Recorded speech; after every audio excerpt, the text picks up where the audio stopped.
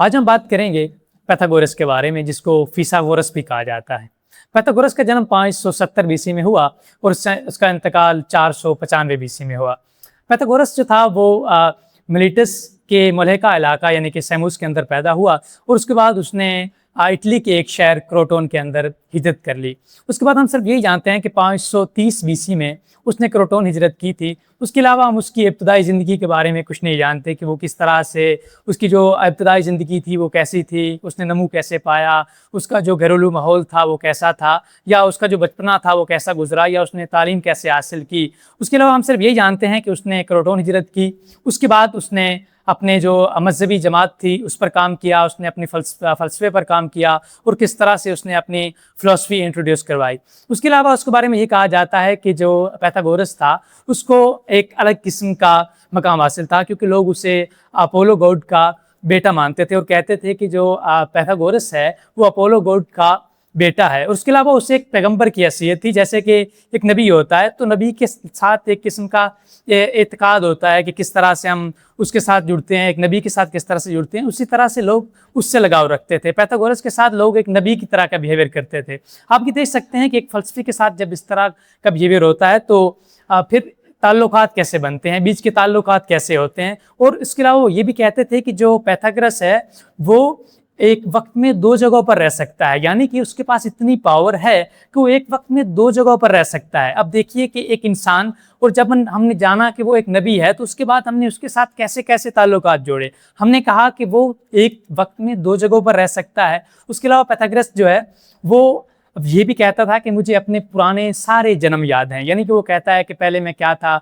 वो एक बार ये कहता है कि मैं पहले एक बहुत बड़ा जंगजू था, मैंने बहुत इलाके फतह किए और मैंने बहुत बड़े बड़े काम किए। पाइथागोरस जानवरों की ज़बान भी समझते थे और जानवरों से बातें भी करते थे। उनके बारे में मशहूर था कि वो परिंदों से बातें करते हैं, जानवरों से बातें करते हैं, जानवरों से पूछते हैं कि आपने खाना खाया है, कुछ वो तमाम बातें मामूल के मुताबिक करते थे। और उसके अलावा ये बात उनको और ज़्यादा मकबूल कर देती थी, उनकी बुजुर्गी और ज़्यादा बढ़ जाती थी, लोग और ज़्यादा उनसे मोहब्बत करने लगते थे। वो वाक़अतन मानने लगते थे कि जो पाइथागोरस है वो वाक़अतन ग्रीक का गॉड अपोलो का बेटा है, वो नबी है, और तमाम तर एतकाद वो उससे जोड़ते थे। उसके अलावा जो पाइथागोरस है वो ये कहता है कि जब हम मर जाते हैं, जब इंसान मर जाता है तो उसकी रूह जो है वो चक्कर काटती रहती है, और ऐसा भी हो सकता है कि वो रूह जो है वो किसी इंसान में मुंतकिल हो जाए या फिर किसी जानवर में मुंतकिल हो जाए। और यहाँ पर आकर हमें एक चीज़ नज़र आती है जो बिल्कुल हमारे हिंदुस्तान के साथ मिलती जुलती है, यानी कि जैसे बुद्धा कहा करते थे कि हमें रूह की प्यूरिफिकेशन करनी है, इस तरह से पाइथागोरस भी यही कहता है कि आप इन चक्रों से बचने के लिए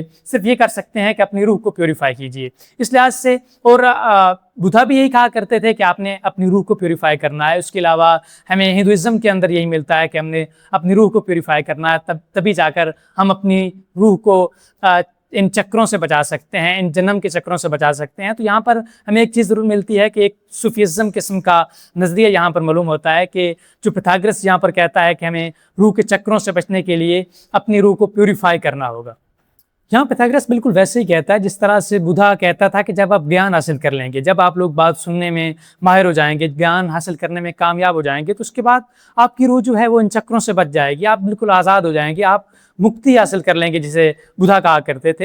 इस तरह पाइथागोरस भी यही कहता है कि जब आप लोग अपनी रूह को प्योरीफाई कर लेंगे उसके बाद ही आप इन चक्रों से बच सकते हैं, यानी कि प्योरीफिकेशन ऑफ सोल जो है यही इन चक्रों से बचने का ज़रिया है। उसके बाद सवाल ये आता है कि जो पाइथागोरस है वो इसका क्या ज़रिया बताते हैं, एक अहम ज़रिया कि हम रूह की प्योरीफिकेशन किस तरह से कर सकते हैं। तो पाइथागोरस ये कहता है कि आप यूनिवर्स के जो तमाम तर कवानीन हैं उनके साथ चलिए, यानी जो यूनिवर्स है उसके जो अपने कवानीन हैं उन्हीं के साथ चलना है, उनके अपोजिट नहीं जाना। जब उनके साथ आप चलेंगे तो उसके साथ आप अपनी रूह को प्योरीफाई भी कर लेंगे और आप एक अच्छी और एक विर्चुअल लाइफ भी गुजार सकेंगे।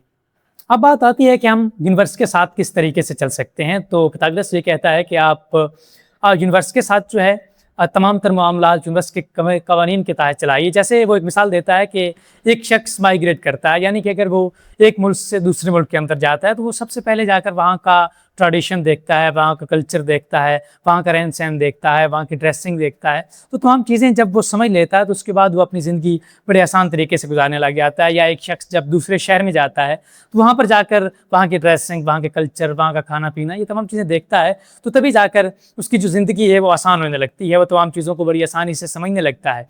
तो इस लिहाज से वो ये कहता है कि अब यूनिवर्स को समझने के लिए सबसे अहम बात है कि मैथमेटिक्स को समझना। वो कहता है कि जो यूनिवर्स है इसकी बुनियादी इकाई ही मैथमेटिक्स है। वो ये कहता है कि एवरीथिंग इज़ नंबर, यानी कि नंबर्स जो हैं वो सबसे अहम चीज़ है। तमाम चीज़ें जो हैं वो नंबर्स से बनती हैं। उसके अलावा वो कहता है कि आप यूनिवर्स को जानना चाहते हैं तो यूनिवर्स को जानने का जो ज़रिया है वो सिर्फ मैथमेटिक्स हैं। आप मैथमेटिक्स के ज़रिए ही तमाम चीज़ों को जान सकते हैं, आप नंबर्स के ज़रिए तमाम चीज़ों को जान सकते हैं। जब आप नंबर्स को जान लेंगे उसके बाद आप आहिस्ता आहिस्ता यूनिवर्स के तमाम तर कवानीन को जानने लगेंगे, और जब आप कवानीन को जान लेंगे तो उसके बाद आप मुक्ति हासिल कर लेंगे, यानी आपकी रूह जो है वो मुकम्मल तौर पर साफ़ हो जाएगी, पाक हो जाएगी, और आप लोग एक अच्छी और वर्चुअल लाइफ गुजारना शुरू कर देंगे। इसके अलावा पाइथागोरस यूनिवर्स का इल्म हासिल करने के लिए चंद एक क्वालिटीज़ देता है। वो कहता है कि आप डिसिप्लिन के साथ रहिए, आप शांत रहिए यानी खामोशी के साथ रहिए, मतवाज़न ग़िज़ा खाइए। उसके अलावा वो कहता है म्यूज़िक सुनिए और जिस्मानी वर्जिश कीजिए ताकि आप यूनिवर्स का इल्म हासिल करने के लिए ज़्यादा से ज़्यादा आसानियाँ मिल सकें आपको, आप यूनिवर्स का इल्म आसानी से हासिल कर सकें। उसके अलावा ये कहा जाता है कि ये जो नज़रिया था, ये तमाम जो नज़रियात थे यानी प्यूरिफिकेशन ऑफ सोल था, उसके अलावा जन्मों का नज़रिया था, ये उसने खुद से इंट्रोड्यूस करवाया था, तो इसमें सदाकत कम नज़र आती है। उसके अलावा ये भी कहा जाता है कि ये जो नज़रियात थे उसने इजिप्ट यानी कि मिस्र से हासिल किए, तो इसमें भी सदाकत कम है क्योंकि मिस्र के अंदर ये जो जन्मों के चक्रों की बात है ये बिल्कुल नहीं थी, ये बात बिल्कुल सदाकत से आ रही है। उसके अलावा हम ये जान सकते हैं कि ये जो नज़रियात थे इसने हिंदुस्तान से लिए हों, क्योंकि हिंदुस्तान में जो है ये नज़रियात तकरीबन 1000 साल पहले से एग्जिस्ट कर रहे थे।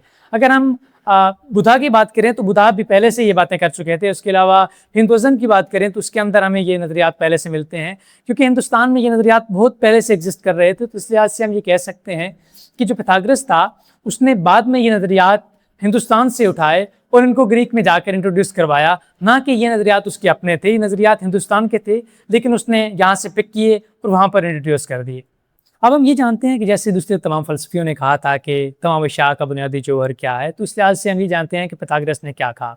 जिस तरह से थैलिस ने कहा कि तमाम अशिया का बुनियादी जौहर पानी है, और दूसरे तमाम फ़लसफ़ियों ने जैसे एनेक्सीमेंडर ने कहा कि एक लामहदूद मादा अपेरोन है।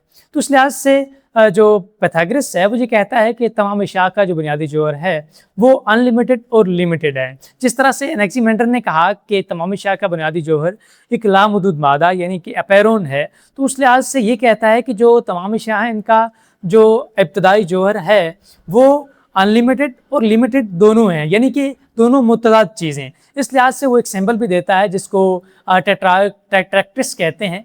इसके अंदर वो 4 चीज़ों को रखता है, यानी कि वो 10 नुक्ते रखता है, 10 नंबर्स रखता है और उनको 4 लाइनों में डिवाइड करता है। सबसे पहले में मुराद आता है, उसके बाद डयाड आता है, उसके बाद ट्रायाड आता है, उसके बाद टेट्राड आता है। सबसे पहले में वो तमाम चीज़ें आती हैं जो वजूद रख सकती हैं। उसकी दूसरी लाइन है उसमें अनलिमिटेड और लिमिटेड आता है, और जो तीसरी लाइन है उसमें हार्मनी आती है। हार्मनी वो चीज़ है जो अनलिमिटेड और लिमिटेड के दरमियान में पैदा होती है, यानी कि उनके तज़ाद की वजह से जो चीज़ पैदा होती है उसको हार्मनी कहा जाता है। उसके अलावा जो चौथा है जिसको टेट्राड कहा जाता है, उसके अंदर अर्थ, हवा, आग और पानी आता है, जो हमारी कायनात का सबसे बुनियादी जौहर है, जो हमारी कायनात की सबसे बुनियादी चीज़ें हैं ये उसके अंदर आती हैं।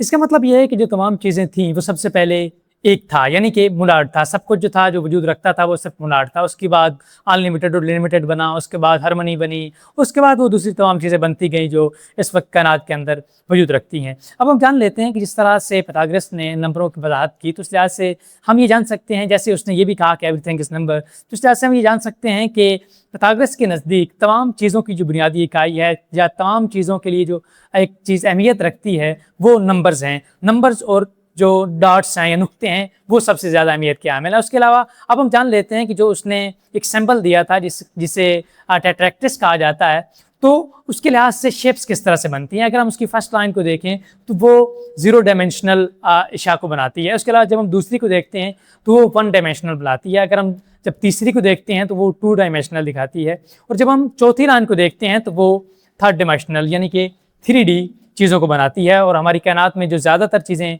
एग्जिस्ट करती हैं, वजूद रखती हैं, वो 3D होती हैं। उसके अलावा अब हम ये जानते हैं कि पाइथागोरस ने म्यूज़िक की किस तरह से वजाहत की। वो ये कहता है कि अगर हमने म्यूज़िकल इंस्ट्रूमेंट बनाना है या हमने एक अच्छी आवाज़ हासिल करनी है, एक अच्छा जैसे हम कहते हैं कि म्यूज़िक से एक अच्छी आवाज़ हासिल करनी है, तो वो कहता है कि जो हमारी तारें हैं, तो तारों के दरमियानी फासला हमने मालूम करना है, हमने प्रोपोर्शन मालूम करनी है, ना कि हमने उन तारों की लेंथ मालूम करनी है। वो कहता है कि अगर हमने म्यूज़िक मालूम करना है या म्यूज़िक बजाना है या हमें एक इंस्ट्रूमेंट बजाना है, तो उसके लिए हमें तारों की लेंथ की ज़रूरत नहीं है, हमें उन तारों के दरमियानी प्रोपोर्शन मालूम करनी है। और अगर वो प्रोपोर्शन अच्छी होगी, दुरुस्त होगी, तो हम एक अच्छी आवाज़ हासिल कर सकेंगे, हम अच्छा म्यूज़िक हासिल कर सकेंगे। अब हम ये जान लेते हैं कि दूसरे तमाम फ़लसफ़ियों और पाइथागोरस के दरमियान सबसे अहम फ़र्क क्या है, यानी कि उनकी फ़िलासफ़ी और पाइथागोरस की फ़िलासफ़ी के दरमियान क्या फ़र्क है, सबसे अहम फ़र्क क्या है।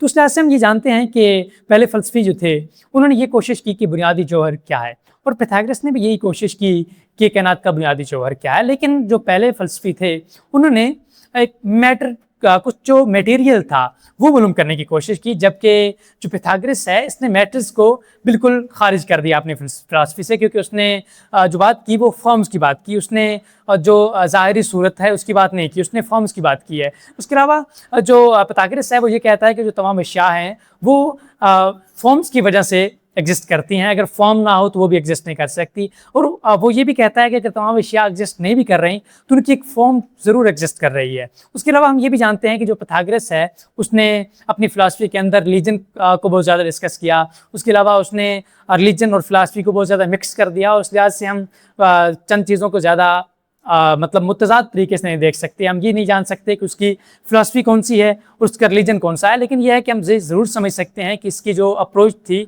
वो मटीरियलिज्म से हटकर आइडियलिज्म पर थी, क्योंकि इसने फॉर्म्स की बात की और मैटर्स को झुटलाया।